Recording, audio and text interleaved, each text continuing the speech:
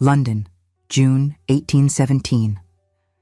The afternoon sun filtered through the tall windows of the Wyndham townhouse drawing room, casting long shadows across the worn Aubusson carpet.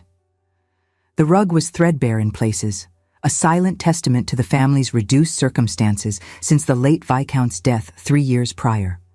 They remained in the house only by the grace of a distant cousin who had inherited the title, but preferred his country estate. Lady Wyndham sat rigid in her chair, her fingers white against the armrests, while her 3 eldest daughters arranged themselves like porcelain figurines on the settee opposite their visitor. The Earl of Kingsley stood by the fireplace, his tall frame casting an imposing silhouette against the marble mantel. At 36 years of age, he possessed the kind of cold, aristocratic beauty that made young debutantes whisper behind their fans. Silver threaded through the dark hair at his temples, and his gray eyes held the distant quality of winter frost. They called him the Stone Earl, and watching him now, Lady Wyndham understood why. He had come to make an offer. Not of love, not of courtship, but of transaction. And Lady Wyndham, desperate to secure her daughters' futures with their dwindling funds, had agreed to receive him. It was then that the drawing-room door burst open with a violence that made every occupant startle. If stories of love that defy society's cruelest judgments move your heart, subscribe now and join us on this journey. You will not want to miss what happens next. Miss Felicity Wyndham stood in the doorway, and she was an utterly disheveled spectacle. Mud caked the hem of her dress and splattered across her bodice. Her red hair had escaped its pins entirely, tumbling around her shoulders in wild curls that caught the afternoon light like copper fire. Freckles scattered across her nose and cheeks, and her chest heaved with exertion, suggesting she had walked at a furious pace from wherever she had been, unable to afford a hackney coach. "Mama, we have a crisis at the Foundling Hospital," she announced, seemingly oblivious to the frozen tableau before her. 3 of the older children have developed fever. The hospital's supply of medicines is entirely exhausted due to the outbreak. Mrs. Hartley says the physician cannot come until tomorrow, and I need the willow bark tea from the still room and possibly the lavender oil as well. Lady Wyndham's face had gone the particular shade of purple that preceded her most spectacular displays of temper. "Felicity," she hissed through clenched teeth, "we have a guest." For the first time, Felicity seemed to register the presence of the tall, dark stranger by the fireplace. She blinked, taking in his immaculate attire, his cold gray eyes, and his expression of faint distaste as he surveyed her appearance. "So we do," she said, entirely without apology. She turned back to her mother. "The willow bark, Mama. The children are suffering." "The children can wait," Lady Wyndham said, her voice strained to breaking. "Lord Kingsley, please forgive my youngest daughter. She has been assisting at the Foundling Hospital and has clearly forgotten all sense of propriety." The Earl's gray eyes moved over Felicity with clinical detachment, as if she were a curiosity in a museum rather than a woman standing before him. "I see," he said, his voice as cold as his expression. "The charitable daughter." Something in his tone made Felicity's spine stiffen. She had heard that particular inflection before, the subtle condescension of the wealthy toward those who concerned themselves with the unfortunate. It rankled her every time. "Yes," she said, meeting his gaze directly. "And you are the Earl who has come to inspect my sisters like horses at market, I presume." The silence that followed was so complete that Felicity could hear her own heartbeat pounding in her ears. Penelope, the eldest and most beautiful of the Wyndham sisters, let out a small gasp. Beatrice, delicate and prone to vapors, pressed her handkerchief to her lips. Margaret, the practical one, simply closed her eyes in resignation. Lady Wyndham looked as though she might faint. The Earl of Kingsley, however, did something entirely unexpected. His gray eyes sharpened with interest, the first sign of genuine animation Felicity had witnessed since entering the room. "Your mother's letter indicated 3 eligible daughters," he said slowly. "It seems she underestimated the count." "I am not available," Felicity said firmly. "I have no intention of marrying anyone, least of all a man who treats my sisters as interchangeable commodities." "Felicity," Lady Wyndham's voice cracked like a whip, "you will apologize to his lordship immediately." "I will not." Felicity crossed her arms over her mud-stained bodice. "He came here to offer marriage to any daughter who would have him, did he not? Any daughter. As if it matters not at all which one. As if we are merely vessels for his heir rather than women with hearts and minds and preferences of our own." The Earl's expression remained impassive, but something flickered in the depths of those gray eyes. "You are remarkably well informed about the purpose of my visit. Servants talk, and my sisters write letters when they are anxious." Felicity gestured toward the settee where Penelope, Beatrice, and Margaret sat frozen in various states of mortification. "Look at them. 3 accomplished, beautiful women reduced to merchandise because a wealthy man has decided he requires a wife and cares not which one he receives."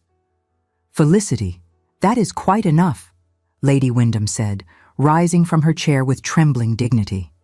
"You will leave this room immediately and not return until you have remembered your manners." But Lord Kingsley raised one elegant hand. "No," he said quietly. "Let her speak. It has been some time since anyone has addressed me with such refreshing honesty." Felicity stared at him, momentarily thrown off balance by his response. She had expected cold fury, immediate dismissal, perhaps even a cutting remark about her appearance or her station. She had not expected this quiet invitation to continue. "Very well," she said, recovering herself. "You want honesty? Here it is. I have watched my sister Eugenia enter into a marriage of convenience with Lord Barrington. I have watched her disappear behind closed doors, watched the light fade from her eyes, watched her learn to hold herself carefully so that the bruises do not show beneath her sleeves." Lady Wyndham made a strangled sound of protest, but Felicity pressed on, her voice gaining strength. "Marriage in our world is a cage, my lord, for women at least. We are given to men who may use us, abuse us, and discard us as they see fit, and society calls this arrangement sacred. You speak of requiring a wife and an heir as if these are simple business transactions. But for whichever of my sisters agrees to your terms, it will be her entire life signed away. Her body, her freedom, her future children. All of it, given to a man who admits openly that he cares not which woman he takes, only that she fulfill her function." The drawing room had gone very still. Even Lady Wyndham had ceased her protestations, staring at her youngest daughter as if seeing her for the first time. Lord Kingsley remained by the fireplace, his gray eyes fixed on Felicity's face with an intensity that made her skin prickle. When he spoke, his voice was low and measured. "You make compelling arguments, Miss Wyndham, but you speak as though I created these cruel customs rather than merely observing them." "To accept the benefit of a cruel custom is to condone it," Felicity shot back. "You have wealth, title, power. You could choose differently. You could seek a companion rather than a possession, an equal rather than a commodity. Instead, you come to our drawing room and announce that any daughter will do, as if we are nothing more than breeding stock. Felicity, you have said quite enough." Lady Wyndham's voice had gone deadly quiet, the kind of quiet that preceded the most severe punishments. "Lord Kingsley, I must beg your forgiveness for my daughter's unforgivable behavior. She has clearly been spending too much time among the lower orders and has forgotten her place entirely." The Earl was silent for a long moment, his gaze still fixed on Felicity. Something passed across his features, too quick to identify, and then the mask of cold indifference settled back into place. "I believe I have taken enough of your time, Lady Wyndham," he said, his voice returning to its previous flatness. "I shall take my leave." "My lord, please," Lady Wyndham said, desperation creeping into her tone. "My daughters, my other daughters, they are accomplished and beautiful, and would make any man a fine wife. Penelope plays the pianoforte beautifully, and Beatrice has the most delicate watercolors, and Margaret manages a household with remarkable efficiency. I am certain they are all admirable young women." The Earl inclined his head briefly. "Good afternoon, Lady Wyndham." "Ladies." He strode toward the door, passing close enough to Felicity that she caught the scent of sandalwood and something darker, something that reminded her of winter storms. At the threshold, he paused and turned back. "Miss Felicity," he said, and there was something strange in his voice, something that might almost have been respect. "Your willow bark tea, for the children." And then he was gone, the door closing behind him with a soft click that somehow sounded louder than any slam. The slap came without warning. Felicity's head snapped to the side, her cheek burning from the impact of her mother's palm. She looked back to see Lady Wyndham staring at her own hand, a flicker of shock crossing her face, her fingers trembling slightly before the anger rushed back to fill the void. "You have ruined us," Lady Wyndham said, her voice shaking with fury. "You selfish, thoughtless, impossible girl. You have ruined every chance your sisters had at a respectable match. The Earl of Kingsley, one of the wealthiest men in England, and you drove him away with your vulgar, common opinions." "Perhaps I did them a favor," Felicity said quietly, pressing her hand to her stinging cheek. "Would you truly have given any of them to a man who cared not which one he received?" "I would have given all of them if it meant securing their futures." Lady Wyndham's composure shattered entirely. "You know nothing of the real world, Felicity. Nothing of what it means to be poor, to be desperate, to watch your daughters wither on the vine because there is no money for gowns or seasons or dowries. The Earl offered security, wealth, a future. And you threw it away because of your ridiculous romantic notions." Felicity thought of Eugenia, beautiful Eugenia, who had married Lord Barrington 2 years ago in a ceremony that had seemed like a fairy tale. She thought of the letters that had grown shorter and more stilted over time, the visits where Eugenia moved carefully and spoke in monosyllables, the bruises glimpsed beneath sleeve and collar. "There are worse things than poverty, Mama," she said. Lady Wyndham turned away, her shoulders shaking. "Go," she said. "Go to your precious orphans. It is all you are good for anyway." Felicity went. The Foundling Hospital was a sprawling complex of buildings on the outskirts of Bloomsbury, a world away from the glittering ballrooms and elegant townhouses that comprised most of fashionable London. Felicity had been volunteering there 4 days a week for nearly 2 years, teaching the older children to read and write, helping the younger ones learn practical skills that might serve them when they were turned out into the world. She arrived just as the sun was beginning to set, the willow bark tea and lavender oil clutched in her basket. Mrs. Hartley, the formidable matron who ran the hospital, met her at the door with a look of profound relief. "Thank heavens you have come, Miss Wyndham. The 3 little ones are asking for you specifically." Felicity took a brief moment to wash the mud from her hands and face at the basin in the scullery, though nothing could be done for her ruined dress. The next several hours passed in a blur of activity. She brewed tea and applied cool cloths to fevered foreheads. She told stories to distract frightened children from their discomfort. She held the hand of little Tommy Graves, who at 7 years old had already survived more hardship than most adults, and promised him that he would feel better by morning. It was well past midnight when she finally sat down in the small office Mrs. Hartley kept at the back of the hospital. Her muscles ached, her eyes burned with exhaustion, and her dress, already ruined from the morning's adventures, was now spotted with additional stains. But the children were sleeping peacefully, their fevers beginning to break, and that was all that mattered. "You look like you have been through a war," Mrs. Hartley observed, setting a cup of tea in front of Felicity. "I have." Felicity wrapped her hands around the warm cup and sighed. "I may have destroyed my family's social standing entirely this afternoon." "Oh?" Mrs. Hartley raised an eyebrow. "That sounds rather dramatic, even for you." Felicity told her about the Earl of Kingsley, about his cold proposition and her fiery response, about the slap and her mother's accusations, about the way those gray eyes had watched her with something that looked almost like interest. Mrs. Hartley listened in silence, her expression thoughtful. When Felicity finished, she said, "You spoke the truth. That is rarely a popular choice, but it is always the right one. My mother would disagree." "Your mother is frightened." Mrs. Hartley's voice gentled. "Fear makes people behave in ways they later regret. She sees her daughter's future slipping away and cannot understand why you would throw away what looked like an opportunity." "An opportunity to be purchased like furniture," Felicity said bitterly.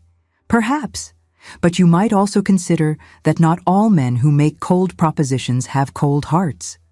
Mrs. Hartley took a sip of her own tea. "Sometimes the ones who seem the most frozen are simply the ones who have been most badly burned." Felicity thought about this as she made her way home through the quiet streets, escorted by one of the hospital's footmen. She thought about the Earl's gray eyes and the strange flicker she had seen in them when she challenged him. She thought about the way he had paused at the door, mentioned the willow bark tea for the children. A man who truly cared nothing for others would not have noticed such a detail, would not have thought to mention it. But it did not matter. The Earl was gone, probably never to return, and Felicity had more pressing concerns than analyzing the inner workings of a cold aristocrat's heart. She reached home just as dawn was breaking over the rooftops of London. The household was still asleep, and she crept up to her room without encountering anyone. She fell into bed, still wearing her ruined dress, and was asleep within moments. It was the sound of screaming that woke her. Felicity bolted upright, disoriented and alarmed. Sunlight streamed through her windows, suggesting she had slept far longer than intended, but the screaming continued from somewhere below. She threw on a wrapper and rushed downstairs to find the household in complete chaos. Her mother stood in the entrance hall, a letter clutched in her trembling hands, her face the color of fresh cream. Penelope, Beatrice, and Margaret clustered around her, all talking at once in voices high with agitation. Several servants hovered nearby, clearly torn between propriety and curiosity. "What has happened?" Felicity demanded, pushing her way through the group. "Mama, are you unwell?" Lady Wyndham turned to look at her, and her expression was so strange that Felicity felt a chill run down her spine. It was a mixture of shock, disbelief, and something that might almost have been hope. "He has written," Lady Wyndham said, her voice barely above a whisper. "The Earl of Kingsley. He has written to say that he has changed his mind." Felicity's heart stuttered. Changed his mind about what? Lady Wyndham held out the letter with shaking hands. "About which daughter he will marry." Felicity took the paper and read the elegant, precise handwriting that covered the page. "Lady Wyndham, after considerable reflection upon our meeting yesterday, I find that I must revise my earlier position. I stated that any of your daughters would serve my purposes equally well. This was, as your youngest daughter so eloquently pointed out, an approach that treated the young women in question as commodities rather than individuals. I have therefore decided to be more specific in my requirements. I wish to marry Miss Felicity Wyndham. Only Miss Felicity Wyndham. She is the first person in many years who has spoken to me as a human being rather than a title. She challenged my assumptions, questioned my motives, and demonstrated a strength of character that I confess I had begun to believe no longer existed in the world. I am under no illusions that she will accept me easily. Indeed, based upon her opinions expressed yesterday, I suspect she will refuse me entirely. But I find that I cannot proceed with a cold transaction when I have glimpsed the possibility of something more. I offer Miss Felicity a true union of minds. Honesty, respect, and the freedom to continue her charitable work. I will not require her to perform happiness she does not feel or pretend to sentiments that do not exist. I ask only for the opportunity to prove that I am not the monster she believes me to be. I await her response. Tristan Sterling, Earl of Kingsley Felicity, read the letter 3 times before she could convince herself it was real. Around her, her family had fallen into stunned silence, all eyes fixed upon her face. "This is absurd," she finally said. "He cannot possibly mean this." "He means it." Margaret, ever practical, had recovered her composure first. "Lord Kingsley is known for many things, but frivolity is not among them. If he has written this letter, he means every word. But he does not know me. He met me once, covered in mud, while I berated him for treating my sisters like livestock. What possible reason could he have for wanting to marry me specifically?" "You told him the truth." Penelope's voice was quiet, thoughtful. "Perhaps that is reason enough." Felicity looked at her eldest sister, struck by the sadness in her eyes. Penelope, who was beautiful and accomplished and had been trained since birth to become some nobleman's perfect wife.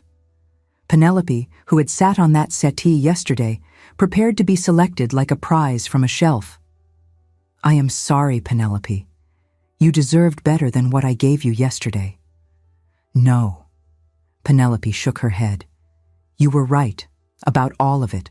I have been so desperate to escape this house, to find security and stability, that I forgot to ask whether the price was worth paying. Lord Kingsley may be wealthy, but he is also cold and distant, and treats marriage as a business arrangement. I do not want that.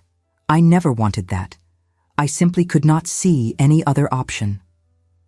"Well," Lady Wyndham said, her voice regaining some of its usual sharpness, "it seems there is an option now. Felicity will accept the Earl's proposal, and our family will be saved." Felicity turned to stare at her mother. "I will do nothing of the sort. You will do as you are told for once in your life." Lady Wyndham's eyes blazed. "You created this situation with your vulgar outburst. You will repair it by accepting his offer." "His offer to marry me because I insulted him? That makes no sense, Mama. There must be some ulterior motive, some scheme I cannot see." "What possible scheme could he have?" Margaret asked reasonably. "He is one of the wealthiest men in England. He has no need of our modest fortune or our fading social connections. If he wished to marry for advantage, he would seek a duke's daughter, not a viscount's impoverished youngest." It was a fair point, and Felicity found herself momentarily at a loss for an argument. "Write to him," Beatrice suggested, her delicate features arranged in an expression of unusual determination. "Tell him no. See what he does. If he accepts your refusal gracefully, then we will know his offer was not entirely sincere. But if he persists, perhaps there is something genuine in his intentions." It was, Felicity had to admit, a reasonable plan. She retired to her room and composed a letter of refusal. She was polite but firm, explaining that while she appreciated his unexpected interest, she had no intention of marrying anyone, and therefore could not accept his proposal. She thanked him for his kind words about her character and wished him well in his search for a suitable bride. She sent the letter that afternoon and tried to return to her normal life. 2 days later, another letter arrived. "Miss Wyndham, I do not accept your refusal. I shall call upon you at 3 o'clock this afternoon to discuss the matter further." Kingsley Felicity stared at the brief message, torn between outrage and something that felt dangerously like amusement. The sheer arrogance of the man, to declare that he did not accept her refusal as if she had no say in the matter. And yet, there was something about his persistence that stirred her curiosity, despite herself. He arrived at precisely 3 o'clock, and this time Felicity was ready for him. She had dressed in her best afternoon gown, a simple muslin frock in pale green that brought out the color of her eyes.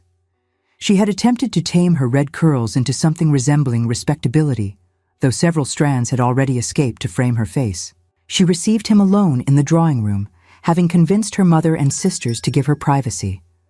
Whatever happened in this conversation, she did not want witnesses. "You said you do not accept my refusal. she said without preamble as he entered the room. "That is not how refusals work, my lord." The Earl looked different today, less cold somehow, though his expression remained carefully controlled. He wore a dark blue coat that emphasized the breadth of his shoulders, and his gray eyes held a warmth that had been entirely absent during their first meeting. "I have never been particularly good at accepting things that displease me," he said. "It is a character flaw, I am told." "It is presumptuous." "Perhaps." He did not seem troubled by the accusation. "May I sit?" Felicity gestured toward a chair, and he settled into it with the easy grace of a man accustomed to commanding attention. She took a seat opposite him, maintaining what she hoped was a dignified distance. "Before you repeat your refusal," he said, "allow me to explain why I have come." "I am listening. Since our meeting 2 days ago, I have made inquiries about you. I have learned that you volunteer at the Foundling Hospital 4 days each week, teaching children to read and write and acquire useful skills. I have learned that you have frightened away 6 suitors before they could ever trouble your mother with a proposal. I have learned that you are known among certain circles for correcting men who express ignorant opinions on matters of philosophy and politics." Felicity felt heat rise to her cheeks. "You have been spying on me." "I have been conducting research. There is a difference." His gray eyes held hers steadily. "What I have learned is that you are exactly the woman I believed you to be when you stood in this room covered in mud and told me I was treating your sisters as livestock." "And you found this attractive?" "I found it remarkable." He leaned forward slightly, his manner losing some of its formality. "Miss Wyndham, I have spent the past decade of my life surrounded by people who tell me only what they believe I wish to hear. I am the Earl of Kingsley, and my title and wealth create a barrier that few are willing to breach. I have forgotten what it feels like to be spoken to honestly." Felicity considered this. She thought about her own experiences in society, the endless performance of politeness and propriety that was expected of young women. She understood, perhaps better than most, the exhaustion of never being permitted to speak one's true thoughts. "That explains why my honesty appealed to you," she said slowly. "It does not explain why you wish to marry me."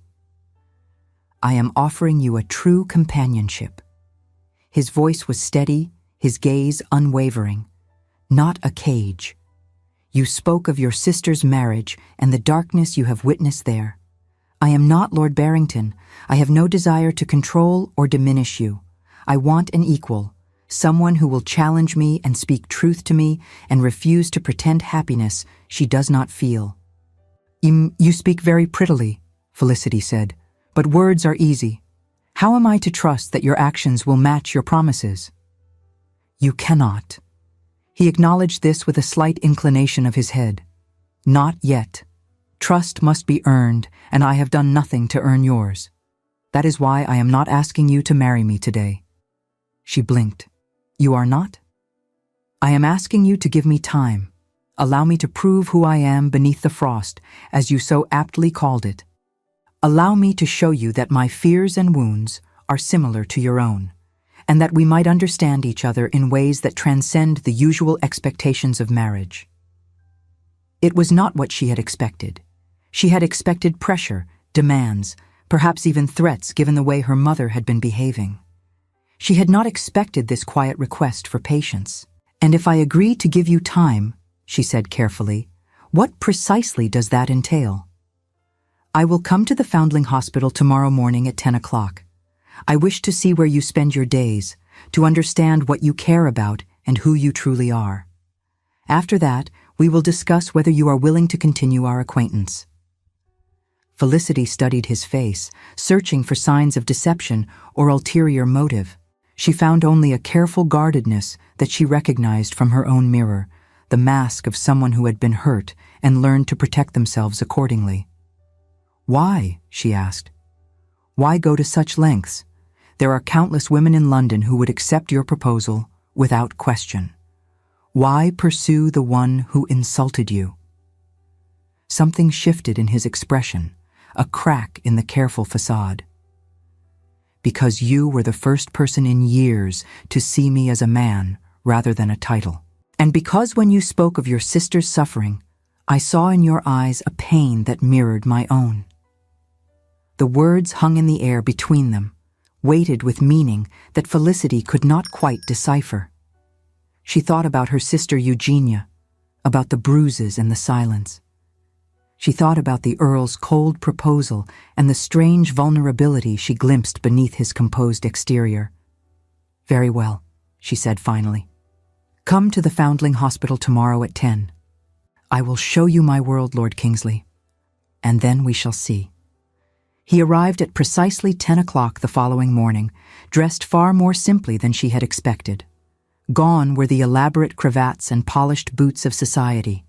He wore practical clothing better suited to activity, and he had left his carriage around the corner to avoid drawing attention. Mrs. Hartley raised her eyebrows when Felicity introduced him, but said nothing beyond a polite greeting. The children, however, had no such restraint. "Who is the tall man?" demanded little Tommy Graves, who had recovered completely from his fever. "Is he a giant? He looks like a giant." "He is a friend," Felicity said, aware of how inadequate the word was to describe whatever complicated thing existed between them. "He has come to learn about our work here." "Can he teach us something?" asked Mary Collins, an 8-year-old with serious dark eyes.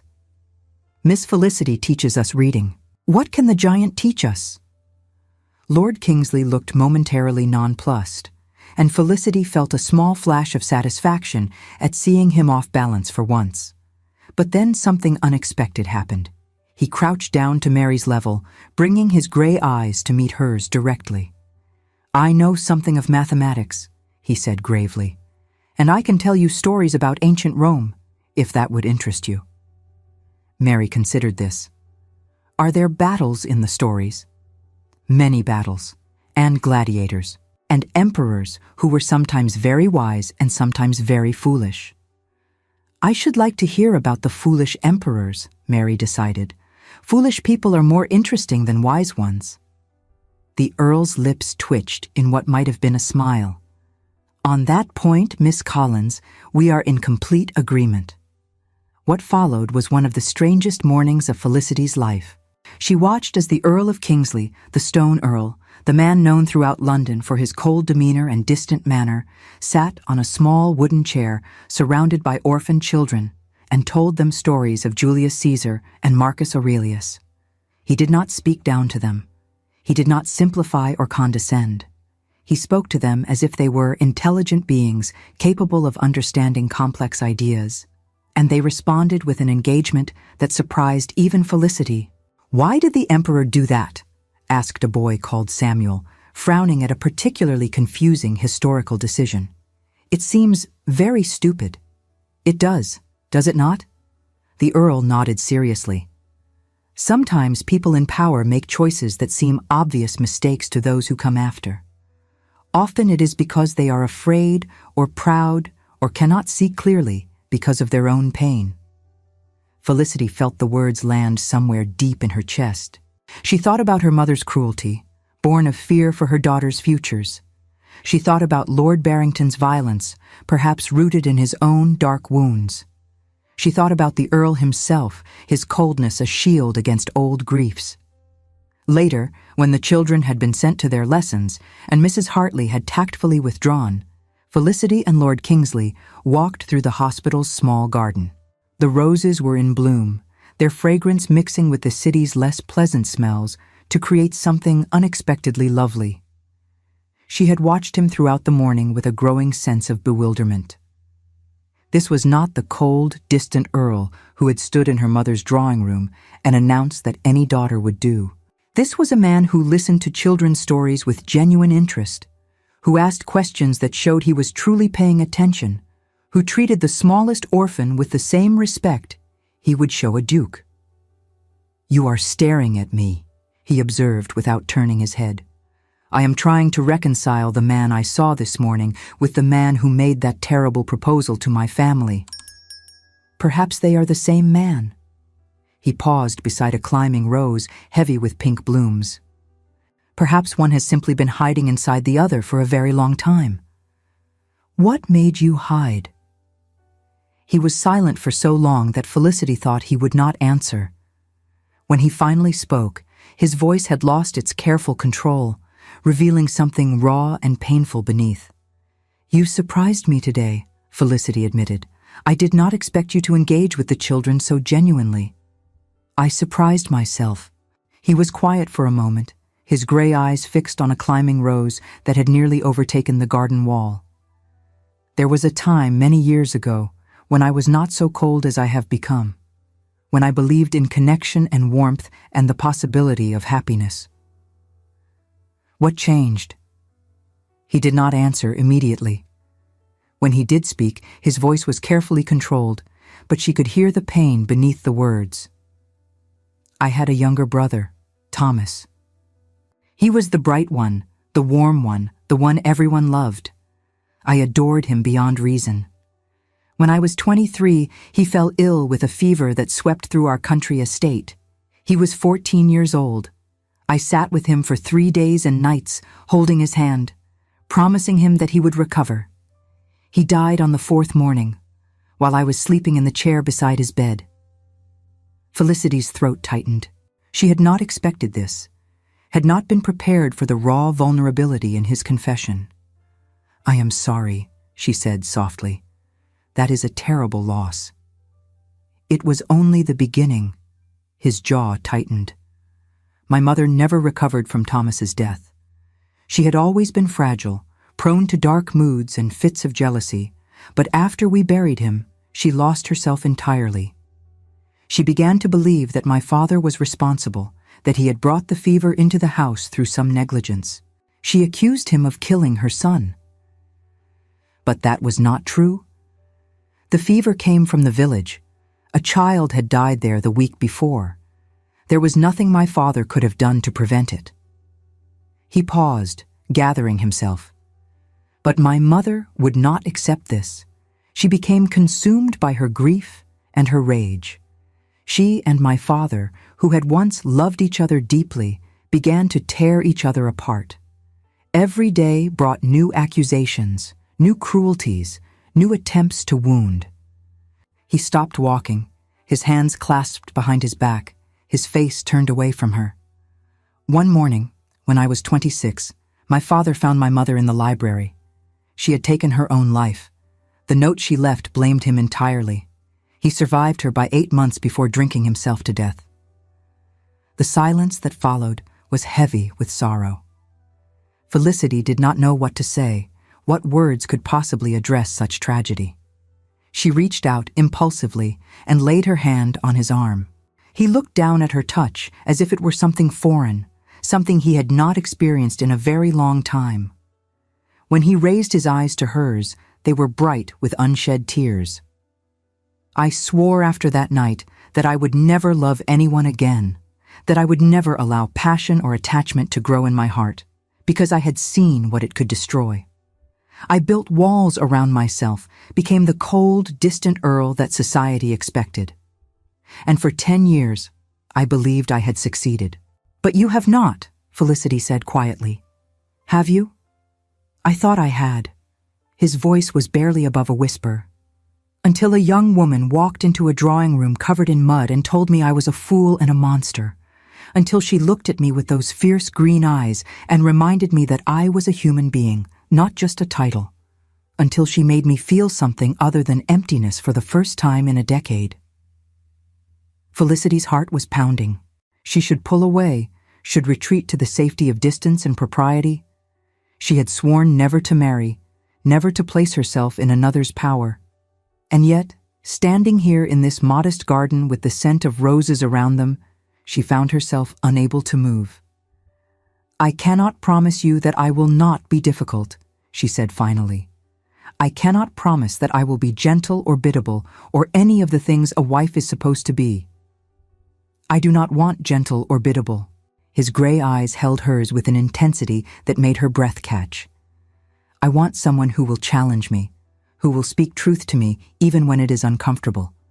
I want a partner who will help me remember what it feels like to be alive." "And if I hurt you?" If this thing between us becomes the same destruction that claimed your parents, then at least I will have felt something. He reached up, slowly, giving her time to pull away, and touched her cheek with gentle fingers. I would rather risk pain with you than continue in this frozen existence alone. It was not a proposal, not yet, but it was a beginning. The weeks that followed were unlike anything Felicity had ever experienced. Lord Kingsley, whom she had begun to call Tristan in the privacy of her own thoughts, became a regular presence at the Foundling Hospital. He learned the names of every child, remembered their preferences and their fears. He sat with little Tommy Graves when the boy had nightmares, telling him stories until he fell back asleep. When a fever swept through the hospital again, and one of the youngest children, a girl called Rose, fell critically ill, Tristan was there through the long nights. He held the child in his arms as her small body fought for life, and when she slipped away just before dawn, Felicity watched tears fall silently down his cheeks. He helped carry the tiny coffin to the burial ground. And afterward, he held Felicity while she wept for the life lost too soon. "Why do you come here?" she asked him one afternoon, as they sat in the garden where they had first truly spoken. "You do not have to. You have done enough to prove your sincerity." "I do not come here to prove anything." His gray eyes were soft as he looked at her.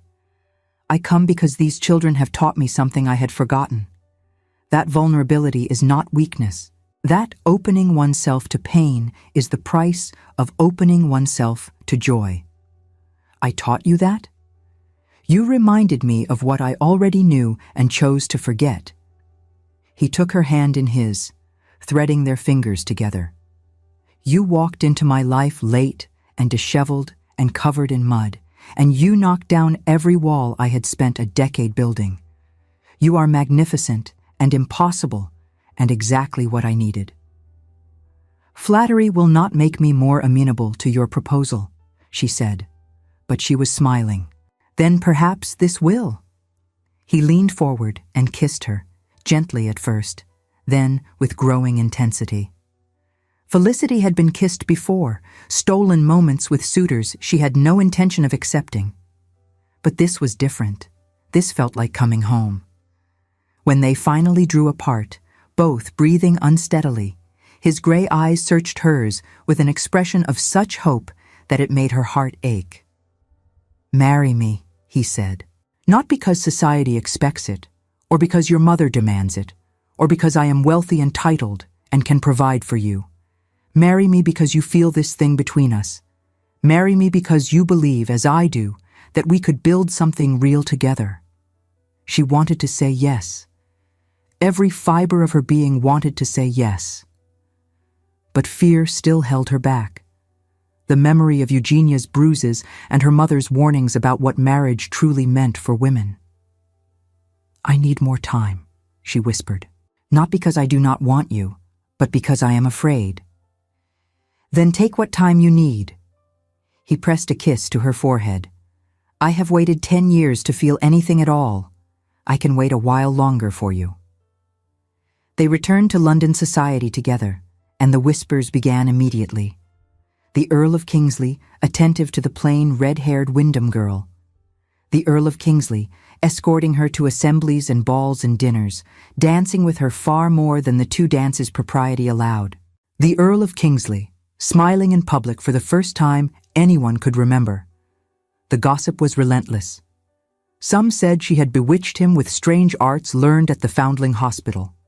Some said it was a temporary madness that would pass when he came to his senses. Some said she must be with child, and he was doing the honorable thing. Felicity heard it all, the whispers behind fans and the pointed comments just loud enough to reach her ears. She held her head high and pretended not to notice, but the poison seeped in despite her best efforts. "Have you noticed?" one matron said to another at a ball, standing close enough to Felicity that every word was audible. "Such a waste of a man on that charity case. He will tire of her soon enough and seek more appropriate companionship. It is always the way with these things. Poor plain thing. She must know it cannot last. Felicity felt the words land like blows, awakening every insecurity she had ever possessed. She thought of her mother's warnings about men and their inconstancy. She thought of Tristan's first proposal, cold and transactional, and wondered if this warmth was merely performance. That night, when he came to her in the moonlit conservatory where they had stolen a moment alone, she could not meet his eyes. "What has happened?" He tilted her chin up gently, concern etched across his features. "Something is troubling you." She told him about the whispers, about the matron's predictions, about the fear that had been growing in her heart since they returned to society. When she finished, his expression had gone dark with fury. "Who said these things to you?" "It does not matter." "It matters to me." His jaw was tight. "These venomous gossips attacking you simply because you dared to capture my attention when they could not. I will not permit it." "You cannot control what people say, Tristan." "Perhaps not, but I can make my position clear." He took both her hands in his. "I wish to announce our engagement publicly. I wish to host a ball in your honor, to introduce you to society as my chosen partner. And I wish to make it absolutely clear to everyone present that any disrespect toward you is a personal insult to me." Felicity's heart raced. Part of her thrilled at his fierce protection, but part of her still cowered from the attention such a gesture would bring. "I do not know if I am ready for that." "Then tell me what you need. Tell me how to prove to you that this is real, that I am not going to tire of you or seek more appropriate companionship or any of the other poisonous predictions these bitter women have made." His gray eyes burned with intensity. "I love you, Felicity. I did not think myself capable of saying those words ever again, but I love you, and I will spend the rest of my life proving it, if that is what it takes." It was the first time he had said the words. Felicity felt them settle into her heart like seeds taking root, and she knew with sudden certainty that she loved him too. "Yes," she whispered. "Yes. Yes, I will marry you. Yes, announce it to the world. Yes, let them see that you chose me, the muddy one, the impossible one, the one who told you exactly what she thought." He kissed her then, deep and passionate, and Felicity felt the last of her reservations crumble away.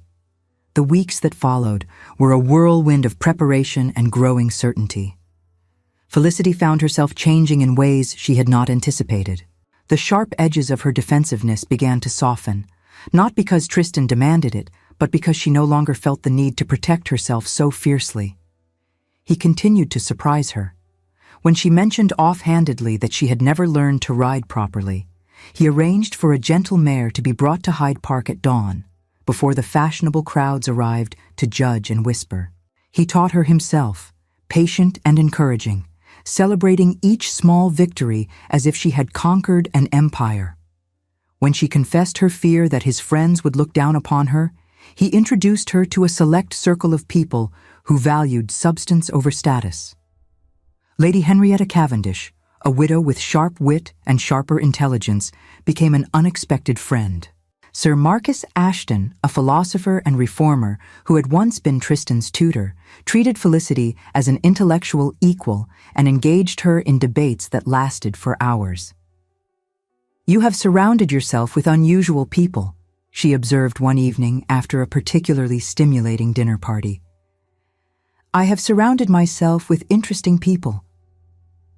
Tristan smiled at her across the open carriage as they drove through Hyde Park, a setting public enough to silence any question of impropriety.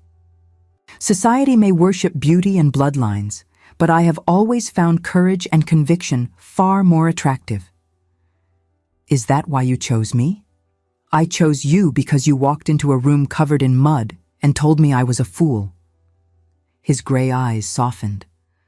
"And because even then, even when you despised everything you thought I represented, you cared more about sick children than about impressing an earl. That told me everything I needed to know about your character." The ball was a spectacle that London society would discuss for years afterward. The Earl of Kingsley had transformed his townhouse into a wonderland of light and flowers, and the invitations had been the most sought after of the season. Everyone who was anyone attended, eager to see this unprecedented event for themselves. Felicity wore a gown of deep emerald silk that made her eyes shine like jewels.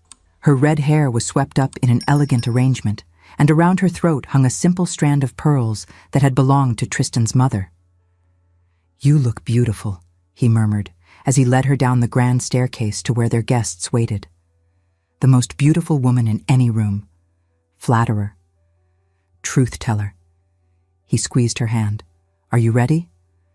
"No, but let us do it anyway." The toast he made silenced every whisper in the room. "Ladies and gentlemen," Tristan said, his voice carrying to every corner of the ballroom, "I wish to introduce to you Miss Felicity Wyndham, my chosen partner in all things. Some of you may have wondered at my interest in this remarkable woman.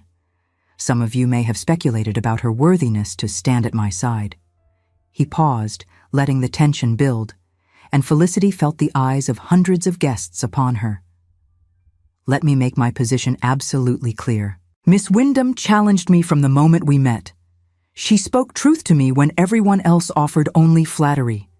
She reminded me that I was a human being, not merely a title. She is the most courageous, principled, and admirable woman I have ever known, and I count myself extraordinarily fortunate that she has agreed to become my wife." The murmurs that swept through the room were a mixture of shock, approval, and in some corners, bitter jealousy. "Anyone who disrespects her," Tristan continued, his gray eyes sweeping the crowd with the cold authority of his title, "disrespects me personally. I trust I have made myself understood." The silence that followed was answer enough. The rest of the evening passed in a blur of congratulations and dancing. Felicity met more lords and ladies than she could possibly remember, and through it all, Tristan remained at her side, a constant and reassuring presence. But the victory was not without its challengers. Lady Victoria Halstead, a young beauty who had been considered the front-runner for the Earl's hand before Felicity's unexpected appearance, approached them as the evening was winding down.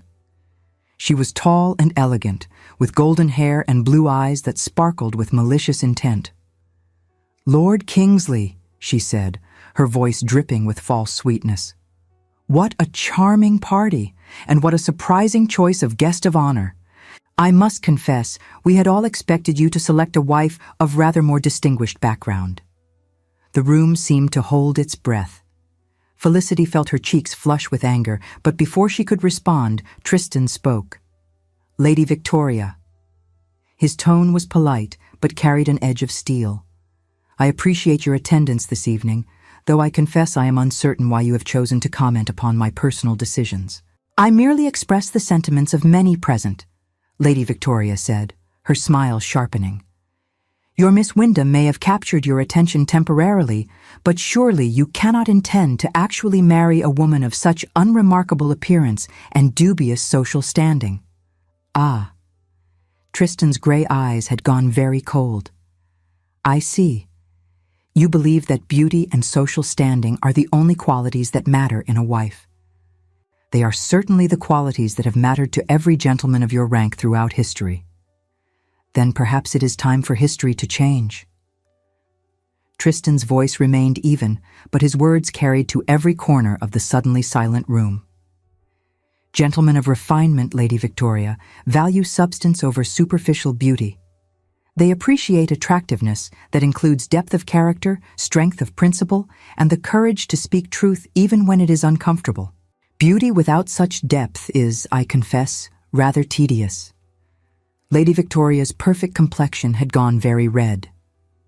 "Moreover," Tristan continued, "I find myself quite unable to comprehend why a woman would believe that her only value lies in her youth and her appearance. Such qualities fade, Lady Victoria. Character deepens. I pity any woman who has been raised to believe otherwise." The silence stretched for a long moment, and then, remarkably, someone began to applaud. Others joined in, and Lady Victoria, her face a mask of humiliated fury, retreated into the crowd. Later that night, when the guests had gone and they stood together in the moonlit garden, Felicity turned to Tristan with wonder in her eyes. "You did not have to do that." "Yes, I did." He pulled her close, his arms wrapping around her with fierce protectiveness. "I will always defend you, Felicity, against gossips and rivals and anyone else who dares to diminish your worth. You are extraordinary, and I will spend the rest of my life making certain you never forget it." She kissed him then, pouring all of her love and gratitude into the embrace. But the enemies had not yet finished their work. Felicity received a letter the following week from her sister Eugenia, the first correspondence in months. It was brief and troubling, expressing concern about the rumors circulating through society and warning her that Lord Barrington had been making pointed comments about the Wyndham family's unsuitability for the Earl's attention. "I fear he means mischief," Eugenia wrote. "Robert has connections among the gossip mongers, and he has never forgiven you for refusing to flatter him at our wedding breakfast. Be careful, sister. He is not a man who forgets slights." Felicity showed the letter to Tristan, and his expression darkened. "Lord Barrington," he said slowly, "I have heard things about him, unpleasant things. He is the source of my sister's suffering." Felicity's voice was tight with old anger. "I have seen the bruises, Tristan. I know what he does to her behind closed doors. Then we shall deal with him." Tristan's gray eyes held a cold determination that reminded her of the stone earl he had once been. "I have solicitors who are very skilled at uncovering information that men would prefer to remain hidden. If Lord Barrington thinks he can harm you through gossip, he will learn that such attacks come with consequences." The investigation uncovered more than they had expected. Lord Barrington's financial affairs were in shambles, his estates mortgaged to the hilt to cover gambling debts and poor investments. He had been hoping to leverage his wife's family reputation to secure new lines of credit, and Felicity's refusal to participate in his schemes had earned her his enmity. The rumors he was spreading about her were meant to destroy her engagement, forcing the Wyndham family back into vulnerability where he could manipulate them.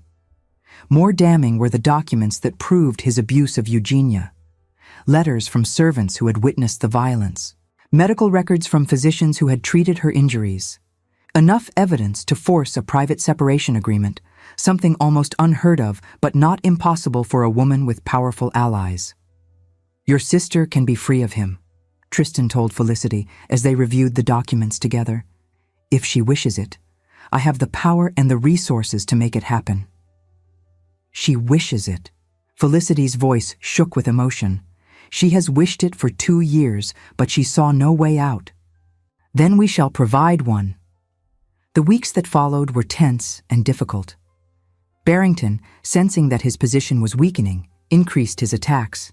He spread rumors that Felicity had trapped the Earl through witchcraft or blackmail. He suggested publicly that the Wyndham family was riddled with madness and moral deficiency. Each new attack hardened Tristan's resolve. He met with his solicitors daily, building the case that would destroy Barrington's social standing and credit. He used his influence to ensure that the most damaging rumors were countered before they could spread too far.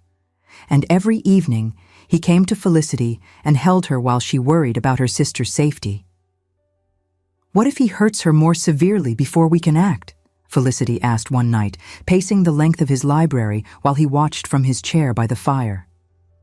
"I have arranged for her to stay with your aunt in Bath for the next fortnight. Barrington believes she has gone for her health. By the time she returns, we will have everything in place." "You thought of everything." "I thought of you." He rose and caught her hands, stilling her restless movement. "I thought of the pain in your eyes every time you speak of your sister. I thought of the young woman who stood in a drawing room and challenged me because she could not bear to see her sisters treated as commodities. That woman deserves to see justice done for the sister she loves." Felicity looked up at him. This man who had once seemed so cold and was now the warmest presence in her life. "I do not deserve you." "On the contrary." He lifted her hands to his lips. I suspect we deserve each other perfectly. Two impossible people who found each other against all odds. The confrontation with Lord Barrington happened at a dinner party 2 weeks before the wedding. Tristan had arranged for them to be seated near each other, and when the opportunity arose, he struck. "Lord Barrington," he said, his voice carrying just far enough to be heard by several influential guests. "I understand you have been circulating certain rumors about my fiancée and her family." Barrington's face went pale, then red with anger. "I am sure I do not know what you mean." "Allow me to refresh your memory." Tristan produced a folded paper from his pocket. "I have here a list of establishments where you have been overheard making disparaging comments about the Wyndham family. Shall I read them aloud, or would you prefer a more private discussion?" "This is outrageous," Barrington sputtered. "I shall not sit here and be accused of." "Additionally," Tristan continued, as if Barrington had not spoken, "I have received some very interesting documents regarding your treatment of Lady Barrington. Documents that I am prepared to share with the appropriate authorities unless certain conditions are met." The blood drained from Barrington's face entirely. "You cannot," he whispered. "The scandal would destroy." "The scandal would destroy you, Lord Barrington, not your wife, who is the victim of your cruelty, but you." Tristan's gray eyes were cold as winter ice. "I suggest we retire to the library to discuss terms." When they emerged an hour later, it was with an agreement that would change Eugenia's life forever. Lord Barrington would consent to a private separation. He would guarantee a generous annual allowance to support Eugenia in a separate household. He would make no further contact with any member of the Wyndham family, and in exchange, the documents detailing his abuse would remain private. "He leaves for the continent next week," Tristan told Felicity later that night. "I have strongly encouraged him not to return." Felicity threw her arms around him, tears streaming down her face. "You saved her. You saved my sister. You saved her." He held her close, his voice rough with emotion.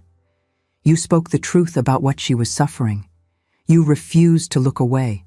I merely provided the means to act." "I love you," she whispered against his chest.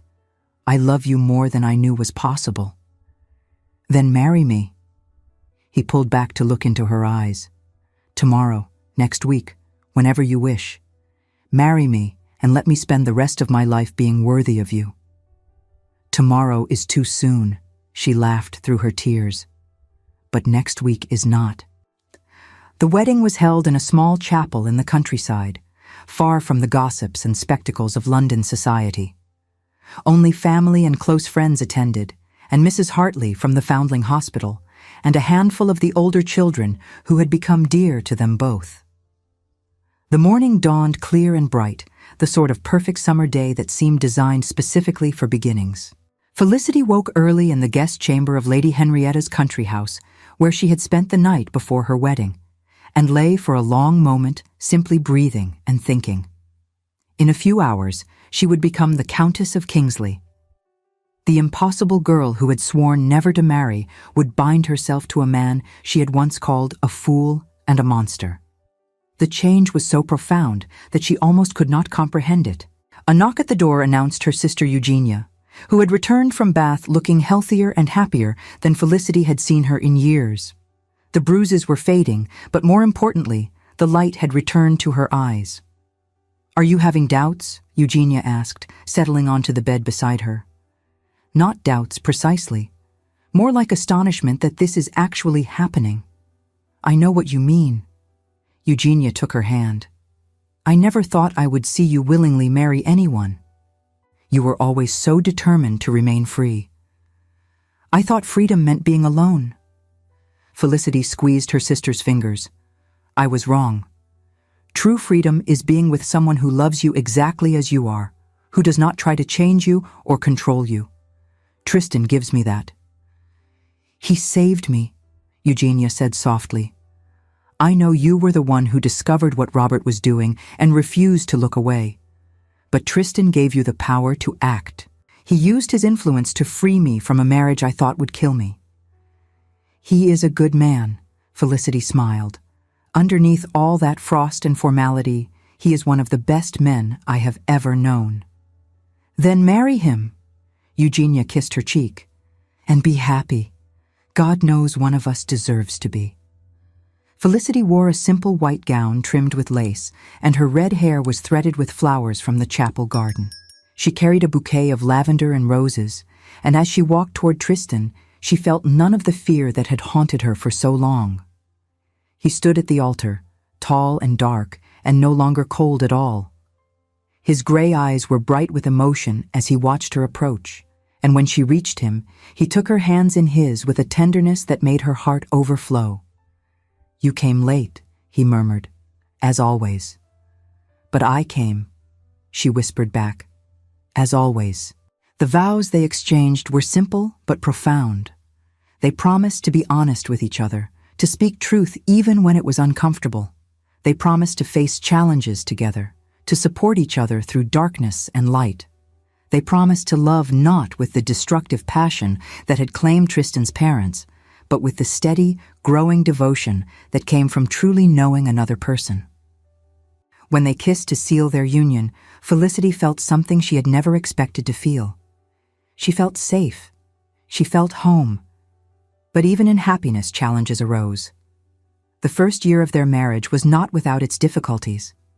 Tristan, who had spent a decade behind walls of ice, sometimes retreated into old patterns when conflict arose. Felicity, who had sworn never to surrender her independence, sometimes tested his devotion by pushing him away. They learned to recognize these patterns and to work through them together. When Tristan grew cold and distant, Felicity reminded him that vulnerability was not weakness, that she could be trusted with his pain. When Felicity tried to run, Tristan followed her, steady and patient, reminding her that he had chosen her and would continue choosing her every day. They developed rituals that sustained them through the difficult times. Every evening, no matter how busy their days had been, they walked together in the gardens after dinner. They talked about everything and nothing, sharing their fears and hopes and small daily triumphs. These walks became sacred to them, a time when the rest of the world fell away and they were simply two people who loved each other. When their first child was born, a daughter they named Charlotte after Tristan's grandmother, Felicity watched her husband hold the tiny bundle in his arms and wept. She had seen him weep before, in moments of grief or overwhelming emotion, but these were different tears. These were tears of joy so profound that it transformed his face entirely. "She has your hair," he whispered, touching the downy red fuzz on Charlotte's head. "And your eyes," Felicity replied, "gray as storm clouds, gray as her impossible father."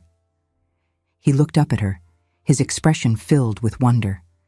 "We made this perfect, beautiful thing." "We did." She reached out to touch his cheek. "And we will make more. A whole family of impossible people with red hair and gray eyes and opinions far too strong for polite society." He laughed, and the sound was so warm and free that it made her heart ache with happiness. This was not the stone earl who had first walked into her mother's drawing room. This was Tristan, her partner and her equal, and the love of her life. The twins came 2 years later, followed by 2 more years of sleepless nights and joyful chaos. "We are both damaged," Felicity said one night, curled against him in the firelit darkness of their bedroom. "We bring our wounds into this marriage." "We do." His fingers traced lazy patterns on her shoulder. "But perhaps that is not such a terrible thing. Perhaps the wounded can understand each other in ways the whole cannot." An optimistic view from the Stone Earl. "The Stone Earl is dead." He kissed the top of her head. "You killed him with your mud-covered arrival and your impossible opinions. In his place is merely a man who loves you beyond reason. A man who does not accept refusals. Never." He smiled against her hair. "It would have been the greatest mistake of my life to accept your refusal. I knew it even then." "How?" Because you were the first person in years who made me feel anything at all. And I was not willing to let that go without a fight. 10 years later. The summer sun bathed the gardens of Kingsley Abbey in golden light, and the lavender beds were in full bloom. Their fragrance drifted on the warm breeze, mingling with the sound of children's laughter. Felicity, Countess of Kingsley, stood on the terrace and watched her family with a heart so full it sometimes felt impossible to contain. Tristan was on the lawn below, attempting to teach their twin sons the rudiments of cricket. Edmund, who at 7 years old had inherited his father's dark hair and his mother's fierce green eyes, was wielding the bat with more enthusiasm than skill. Thomas, named for the beloved uncle he would never know, stood ready to bowl, his expression of intense concentration an exact replica of his father's. Charlotte, their eldest at 9, was perched in the branches of the old oak tree that had stood on these grounds for centuries. She had her mother's red hair and her father's cool gray eyes, and she was watching the cricket lesson with undisguised amusement. "Papa is making a terrible muddle of it," she called down. "He keeps telling Edmund to hold the bat properly, but Edmund does not care about proper. He cares about hitting things. Young ladies do not climb trees," Felicity called up to her daughter, though her voice held no real reproof. "I am not a young lady," Charlotte replied with perfect confidence. "I am an adventurer, and adventurers must survey their territory for hostile forces. And what hostile forces do you see from up there?" "Only the Jennings boys from the village. They have been lurking near the orchard wall all morning, trying to steal apples." Charlotte's eyes narrowed with tactical consideration. "Shall I root them?" "Leave the Jennings boys to their apples. Your father needs all able-bodied troops for cricket duty." Charlotte considered this, then began her descent from the tree with the agile grace of long practice. "Very well, but only if I am allowed to bat. Edmund is dreadful." Down on the lawn, the game had deteriorated into chaos. Edmund had abandoned the bat in favor of chasing his twin around the wickets, and Tristan was watching their antics with an expression of helpless affection. He looked up as Felicity approached, and his face transformed into the smile that still made her heart skip after a decade of marriage. The silver at his temples had spread, and lines had appeared around his eyes from years of laughter and life, but he was more handsome now than he had been as the cold, distant Earl who had walked into her mother's drawing room so long ago. "Your daughter is impossible," he said as she reached him. "My daughter when she is clever and charming. Your daughter when she is stubborn and refuses to follow rules." "That seems unfair, given that she inherited both traits from you." Felicity laughed and slipped her arm through his. On the lawn, Edmund had caught Thomas and was sitting on him while Charlotte attempted to negotiate a peace treaty that would allow her to bat. "I never imagined this," Felicity said softly. "When you first came to our drawing room with your cold proposal, I never could have imagined that it would lead to this." "I could." Tristan pressed a kiss to her temple. "Not the specifics, perhaps, but I knew, even then, that you were extraordinary. That any life with you in it would be infinitely better than life without." Flatterer. Truth-teller. He turned her to face him, his gray eyes warm with love and mischief. "You burst into my life covered in mud, insulted me to my face, refused my proposal, tried to run away to Devon, and generally made everything as difficult as possible. And yet here we are." "Here we are," she agreed, "with 3 children who seem determined to terrorize the countryside, and a marriage that defies every expectation I ever had. Are you happy?" She considered the question seriously, as she always did. She thought about the years behind them, the challenges they had faced and overcome together. She thought about Eugenia, now happily remarried to a kind country gentleman who adored her. She thought about her mother, who had finally admitted, grudgingly, that Felicity had made the right choice. She thought about the Foundling Hospital, where she still volunteered when she could, now accompanied by her husband and often by their children. She thought about the man beside her, who had once been frozen by grief and fear, who had let her knock down his walls and teach him to feel again. "Yes," she said, "more happy than I ever believed possible." "Good." He kissed her, soft and sweet. "Because I intend to make you happy for at least another 50 years, and I needed to know I was on the right track." "Mama! Papa!"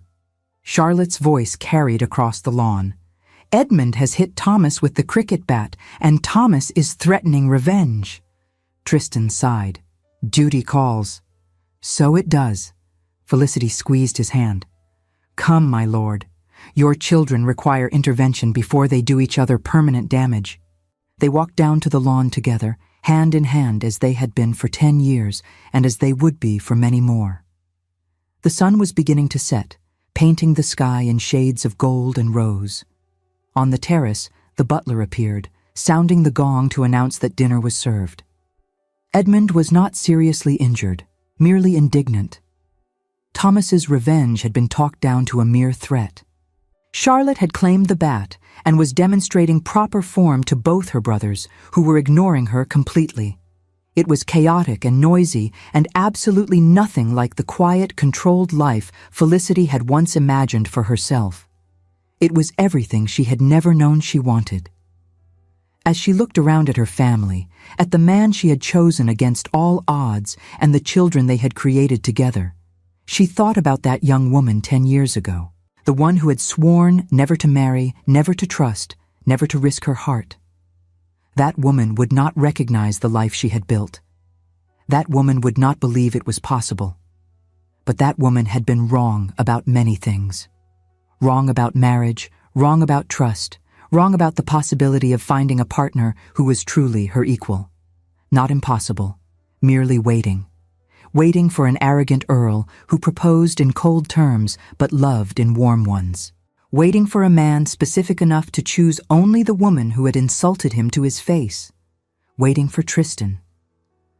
The summer sun was setting now, casting long shadows across the lawn where her children played. The butler was waiting patiently by the door. Charlotte was explaining loudly that girls should absolutely be allowed to play cricket. Edmund and Thomas had formed a temporary alliance against their sister's superiority. It was messy and loud and utterly imperfect. It was everything. Felicity looked at Tristan, who was watching her with the expression of quiet wonder that still appeared on his face sometimes, as if he could not quite believe his good fortune. She smiled at him, and he smiled back, and she thought about how love was not always lightning and thunder. Sometimes it was built brick by brick, day by day, choice by choice.